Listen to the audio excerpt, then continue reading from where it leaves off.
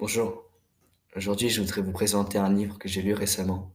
C'est un roman policier écrit par la célèbre auteure britannique Ruth Rendell, qui est connue pour ses œuvres avec des intrigues subtilement construites qui contiennent des réflexions souvent noires sur la nature humaine. Ce livre, il s'intitule L'analphabète. Son nom original en anglais, c'est Judgment Set in Stone. Ce titre, je trouve plus pertinent. Je vous expliquerai ça un peu plus tard. Alors, d'abord, je voudrais commencer par un bref résumé du livre, et ensuite une présentation des personnages. Alors, l'action, elle se déroule dans un petit village anglais qui a gagné plusieurs fois le prix de meilleur village de l'année. Alors, c'est l'histoire de la famille Coverdale. Alors, un jour, ils embauchent une servante pour faire les tâches domestiques qui s'appelle Eunice Parchman. Alors, à première vue, elle paraît être une domestique idéale. Elle est polie, zélée, mais en revanche, elle est un peu taciturne. Et c'est elle, l'héroïne éponyme, qui ne sait pas lire ni écrire, elle est analphabète. Alors avant, puisqu'elle ne savait pas lire ni écrire, elle vivait une vie grise et monotone, toute seule, dans son monde. Puis elle apprécie beaucoup son nouveau métier, qui lui permet de nettoyer des objets très beaux dans cette grande demeure. Et c'est ce qu'elle aime faire de plus. Mais elle n'aime pas le contact avec autrui. Alors la famille Coverdale, qui veut l'intégrer, qui est très gentille, ça va l'intimider. Et sa relation avec la famille, elle va devenir de pire en pire, surtout quand elle rencontre John Smith, qui tient un magasin dans le village, qui va l'inciter à détester les Coverdale, puisque elle a, la famille, elle a offusqué John dans le passé. Et tous ces événements, ils vont mener jusqu'à un jour, le jour de la Saint-Valentin, où Eunice, elle va tuer avec, avec John Smith, la famille, avec des fusils à pompe. Bon, maintenant, je voudrais vous présenter rapidement les personnages. Premièrement, il y a George, qui est le père le père. Lui, il a une quarantaine d'années, il est grand, beau, il est diplômé en philosophie à Oxford. Euh, et il a une femme, Jacqueline, sa seconde femme, qui est française, elle est très belle, sophistiquée. En revanche, elle est un peu arrogante et elle a une passion pour l'opéra. C'est c'est cité dans le livre que c'est un mariage idyllique. En Melinda, c'est la fille de Georges. Elle est, euh, elle est très joviale et c'est aussi une étudiante en littérature à Oxford. Et, et c'est dit dans le livre, elle appelle tout le monde dans le village par par leur prénom. Ça donne une idée de son caractère. Et elle essaye d'intégrer tout le monde, parce qu'elle a des idées de gauche. Et c'est pour ça, c'est elle qui va approcher Eunice le plus. C'est ce qui va la déranger. Ensuite, il y a Gilles, lui, c'est l'enfant de Georges. Lui, c'est un enfant prodige, il est très intelligent, mais il est un peu excentrique. Il a, il a teint tous ses habits en orange, parce qu'il est devenu bouddhiste.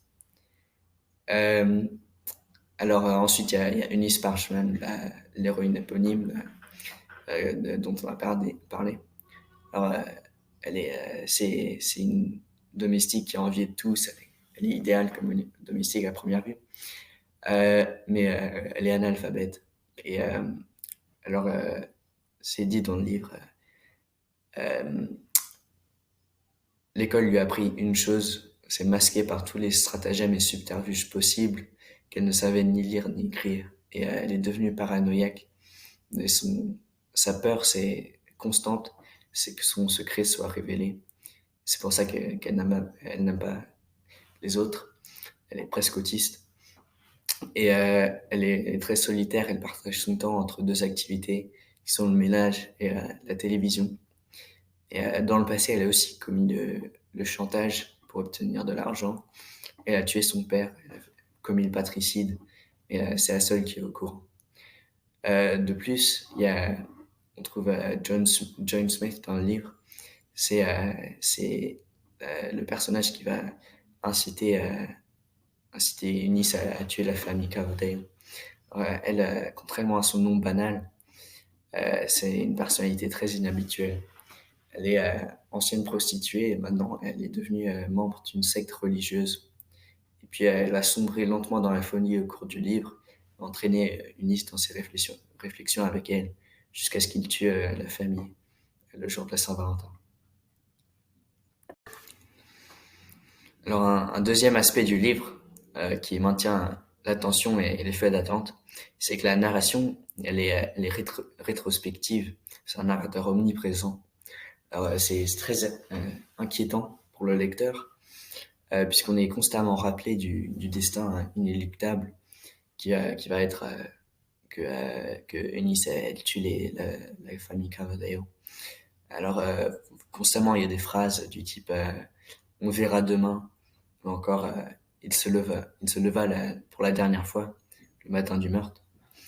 Et, euh, Notamment lorsqu'elle entre dans la maison pour la première fois, on est rappelé de ce qui va se passer dans quelques mois. Et lorsqu'elle voit les fusils pour la première fois, le narrateur nous dit que c'est avec cela qu'elle va tuer la famille.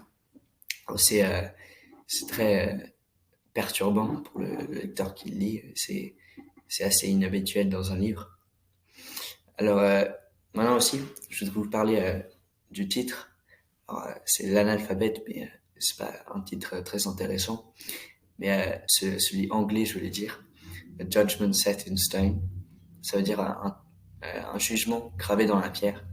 Bien sûr, ça rappelle l'inévitabilité du meurtre, puisqu'il est gravé dans la pierre, rien ne peut le changer, c'est le destin.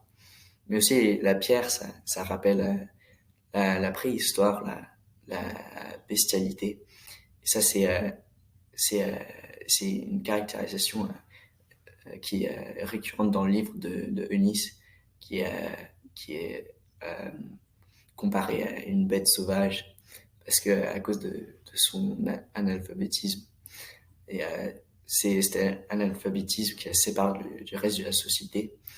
Et c'est lui qui fait qu'elle ne suit pas les mêmes intérêts, les mêmes vies que les autres, la même les mêmes valeurs, parce que tout est basé sur, euh, sur le fait qu'on puisse lire et écrire. C'est le thème principal du livre, c'est l'exclusion sociale, celle de Eunice, parce que du reste de la société. Et c'est un cri d'alarme par rapport à cette exclusion sociale qui peut mener à ce meurtre horrible. En fait, c'est basé sur une histoire réelle, celle des sœurs Papin en Bretagne, dans la première partie du XXe siècle, qui, euh, qui elles étaient analphabètes et elles ont tué leur employeur pour les mêmes raisons que Nice, parce qu'elles avaient peur de leur secret, que leur secret serait dévoilé, qu'elles ont développé une forme d'autisme parce que étaient séparées de la société.